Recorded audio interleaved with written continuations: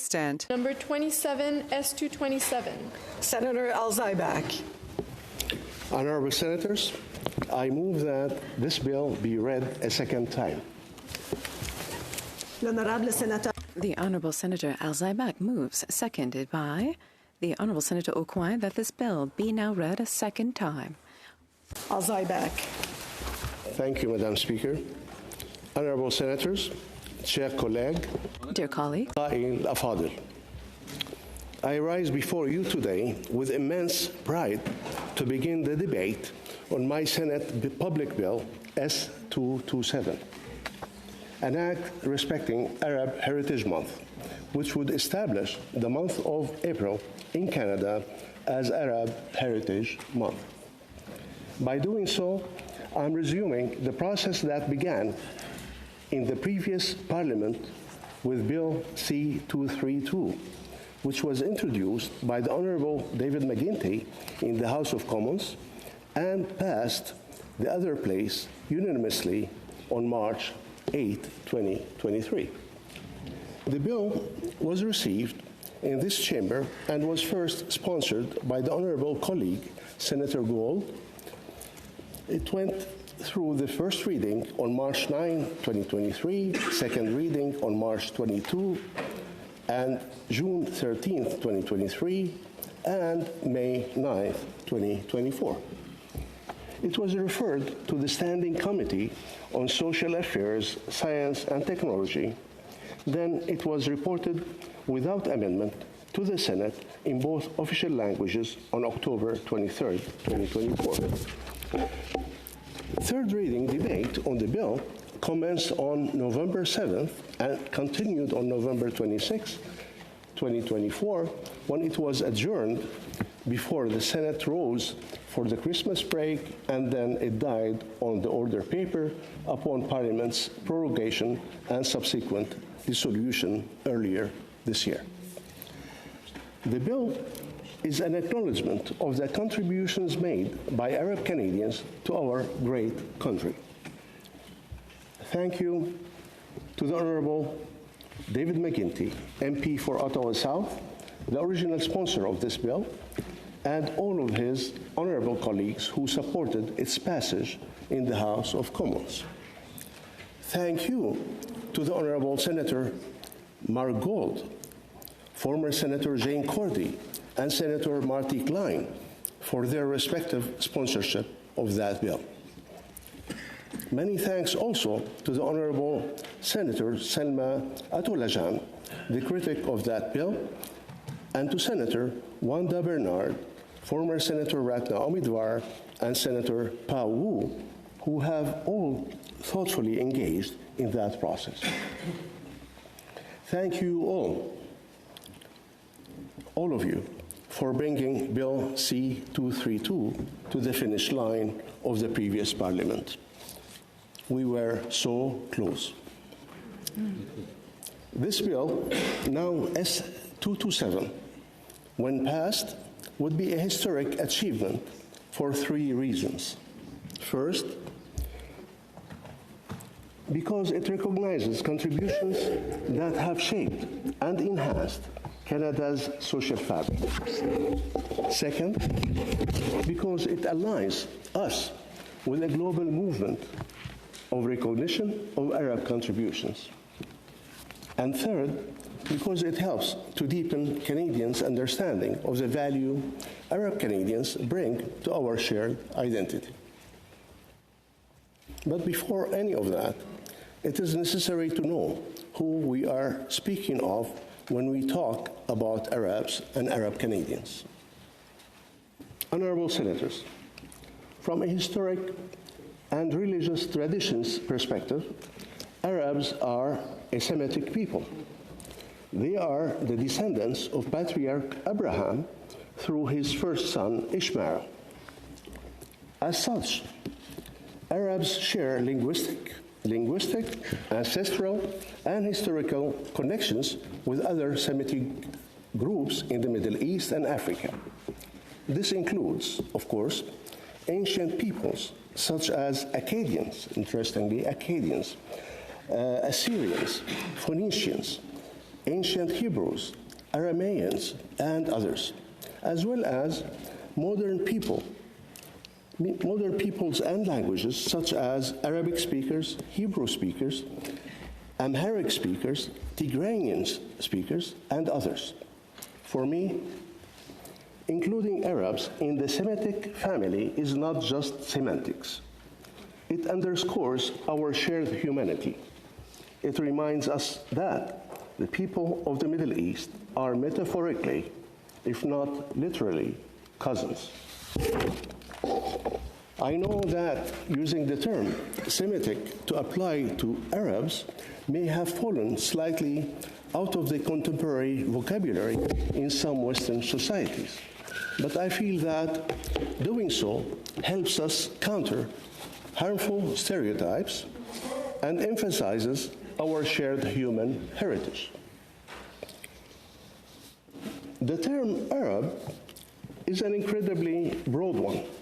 It includes anyone who lives in or hails from the Arab world, whose first language or mother tongue is Arabic, and who has a deep sense of belonging to shared Arab culture, heritage, and history.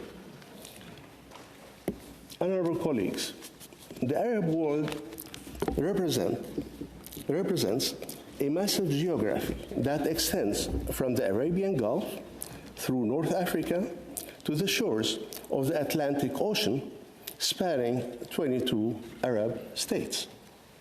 It is a region diverse in physical geography, climate, and natural resources, but its inhabitants share cultural traditions and the Arabic language.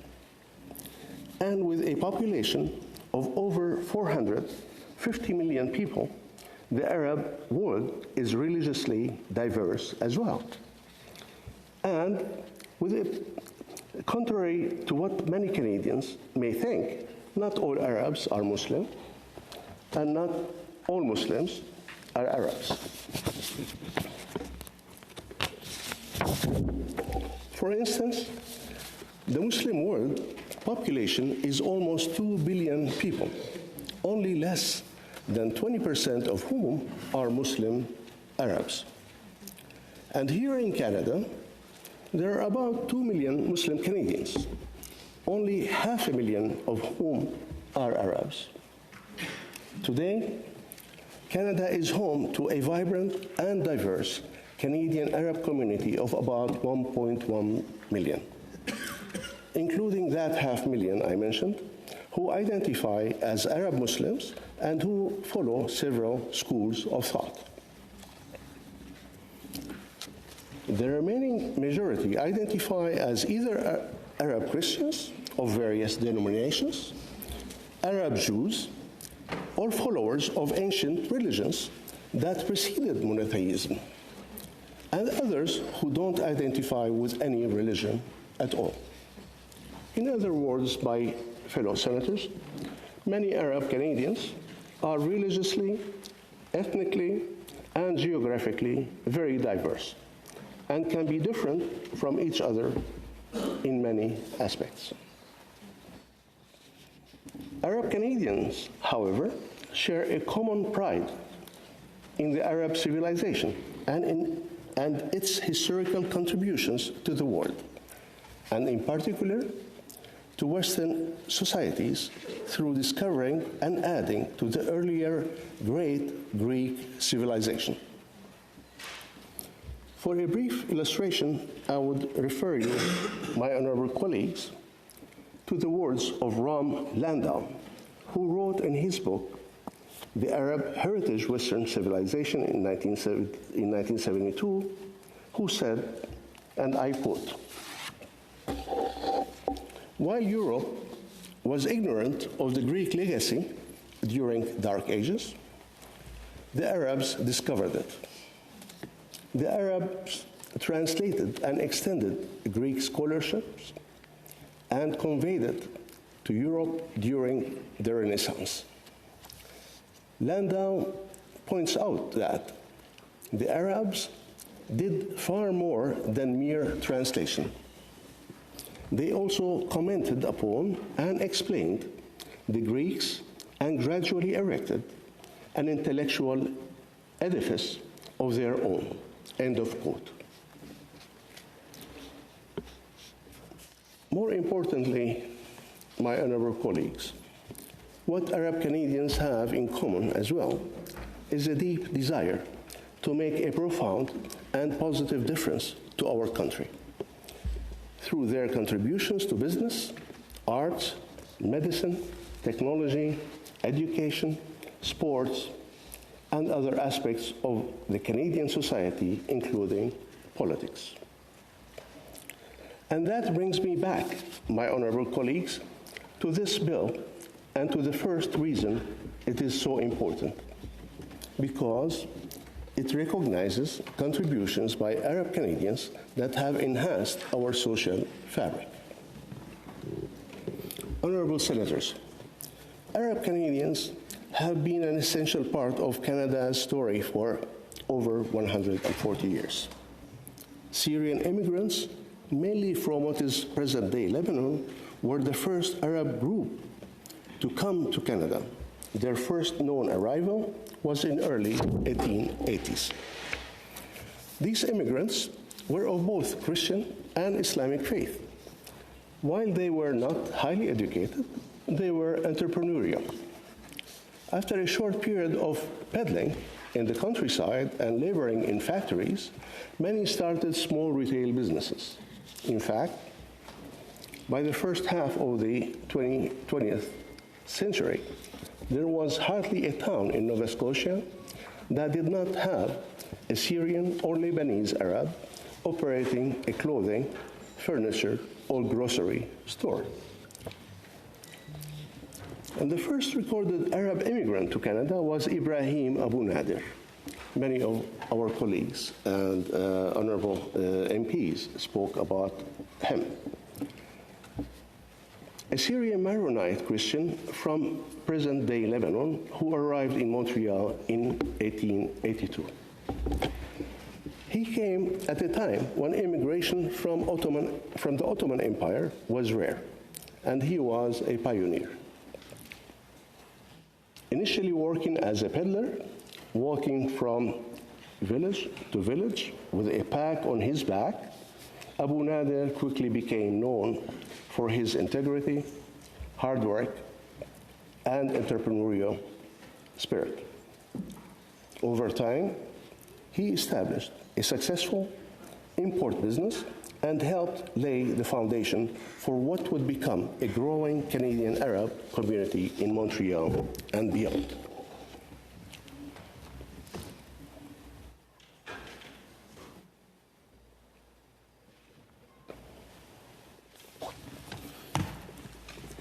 Among other early Arab immigrants was Bedouin Farran, also known as Peter Baker. Baker is the English translation of the Arabic word Farran, so it was the exact name.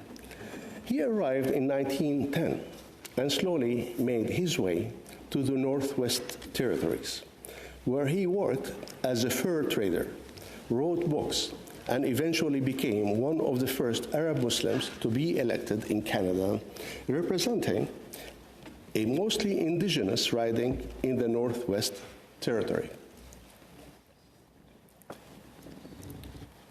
There was also King Ganem, who was born in Swift Current, Saskatchewan in 1914 to Syrian parents. Ganem became one of the most famous fiddlers and composers of his era.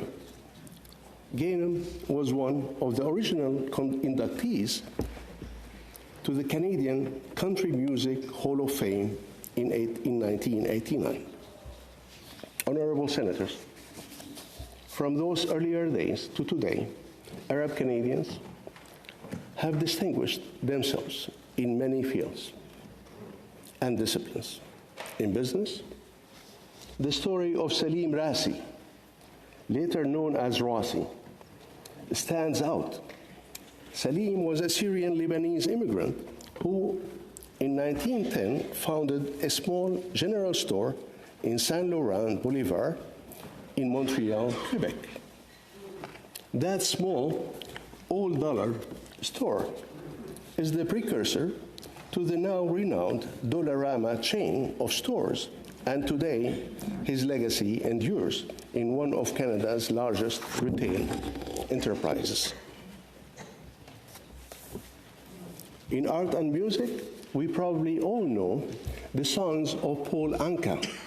Songs like I Did It My Way, Put Your Head on My Shoulder, Diana, and Poppy Love. But we may not know that this talented singer-songwriter is of Syrian descent. And don't worry, I won't sing any of the songs.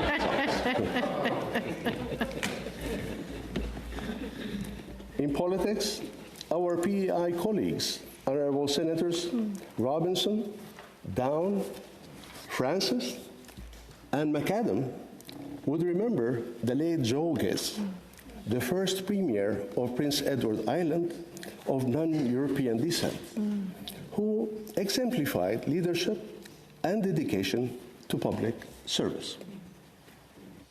Also, some of you, my fellow senators, might have worked with the late Honorable Senator Pierre de Banny. Born in Haifa, Palestine, he was the first Palestinian and the first person of Middle Eastern descent to be elected to the House of Commons of Canada in Matane, Quebec. In 1978, then Prime Minister Pierre Trudeau appointed de Banning to the Canadian cabinet as the Minister of Supply and Services, and later he was named to the Senate in 1984. I knew Senator de Banning. He passed away in 2017, and he was a prominent and very effective, very respectful senator. Arab Canadians are community builders as well. Here, we should acknowledge Helwe Hamdan of Lebanese heritage, who spearheaded the creation of Canada's first mosque in Edmonton, Alberta, which is a landmark of interfaith cooperation and community building. It is thanks to those early pioneers, my friends, that future generations of Canadian Arabs found a foothold in Canada and began contributing to every aspect of our national life. Join me, my honorable colleagues, for further appreciation of early immigrant stories of Arabs to Canada and their contribution, and turn to the early research of Baha Abu Laban, titled An Olive Branch on the Family Tree, the Arabs in Canada, which gives a glimpse of what it might have been like for those young adventurous Arabs who came with only their wits and perseverance and who became important contributors to Canadian society. Arab Heritage Month will provide us with the opportunity to celebrate their contributions and the contribution of many other Arab Canadians to our country. Arab Canadians like Dr. Mohammad Lashmi, a distinguished engineer and the president of TMU, who has led transformative advancement in sustainable construction. His journey from a remote Algerian village to becoming a leader in Canadian education highlights the contributions of Arab Canadians to progress and innovation. Arab Canadians like Dr. Huda El-Maraghi, an Egyptian Canadian professor from Windsor, Ontario, who in 1994 was the first woman to serve as Dean of Engineering at a Canadian university. Might I add that she's also the first Canadian woman to obtain a PhD in mechanical engineering. Arab Canadians like Dr. Mamdouh Shukri, former president and vice chancellor of York University. Arab Canadian entrepreneurs, developers, and philanthropists from Western Canada, Manitoba, Alberta, Saskatchewan, and BC, like Joe Hussein and family, and Mohammad and Nabi Fares and their families. Another incredible Arab Canadian achievers like Hussein Ali Assaf, Habib Saloom, Hani Hassan, Rola Darir, Jad Shamali, Basma Momani, Nazim Qadri, Egyptian Canadian actor Mina Masoud, and Somali Canadian singer Kinan, and many others will be celebrated during Arab Heritage Month. These, my fellow senators, are just a few examples of how Arab Canadians have made contributions to Canada from coast to coast to coast.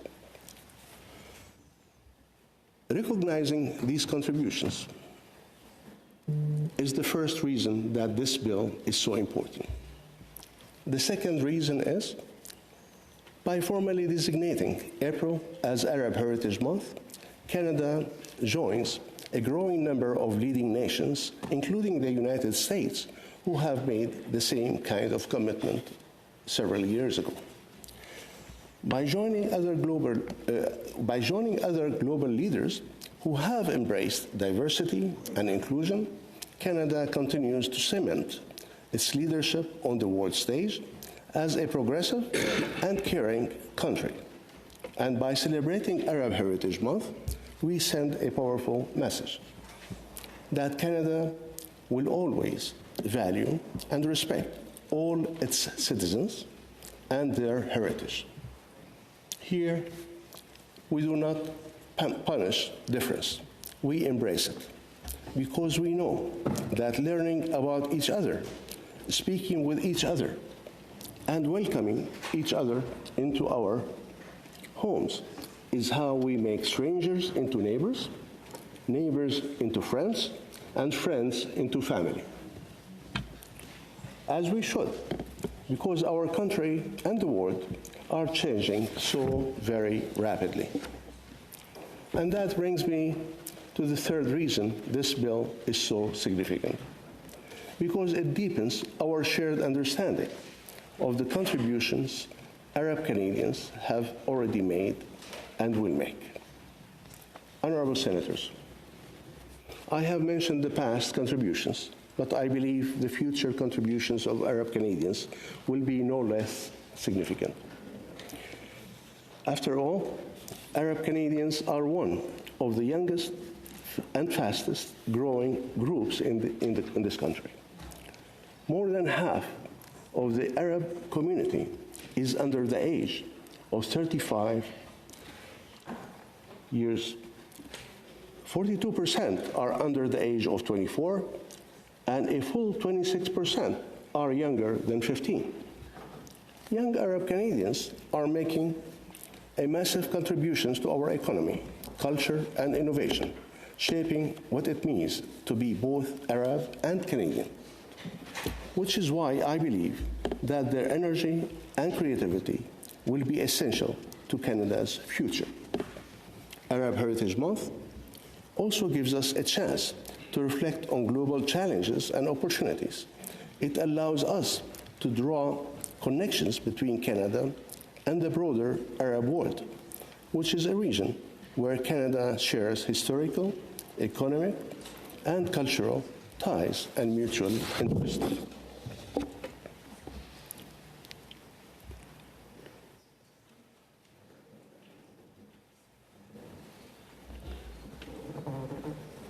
By recognizing the achievements of Arab Canadians, we can make these bonds even stronger and create mutual respect and understanding in global affairs.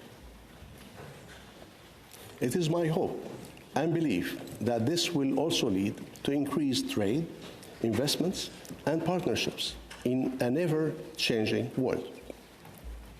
By letting people know about Arab Canadian achievements, all of us, Arab, and non-Arab alike, are also reaffirming our commitment to building a future that is even more inclusive and fair and equal. I must also add that as a proud Syrian-born Arab Canadian, this moment holds profound significance for me.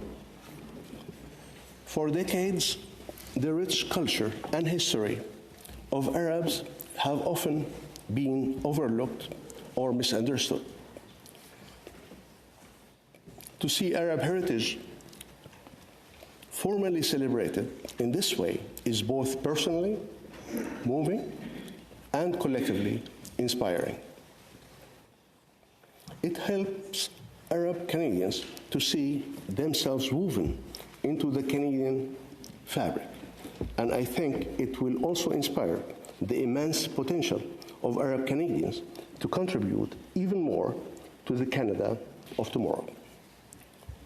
Honorable colleagues, this recognition is especially touching for me against the backdrop of recent news from my homeland. The courage of Syrians who have resisted an oppressive regime and suffered the wrath of conflicting geopolitical agenda inspires hope for a brighter future. Their resilience mirrors the spirit of Arab Canadians who have overcome challenges to thrive and contribute meaningfully to our beloved Canada. The recognition of Arab Heritage Month affirms my belief that Canada, my adopted home, and Syria, my birthplace, can both aspire to a future grounded in freedom, dignity, and shared humanity.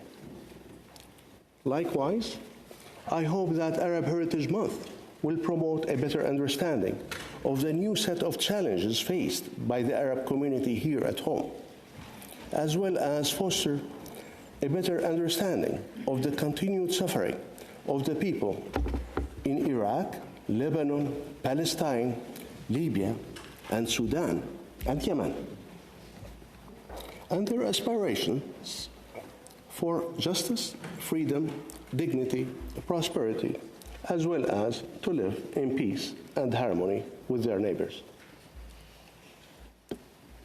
In conclusion, honorable colleagues, Arab Heritage Month is more than a celebration.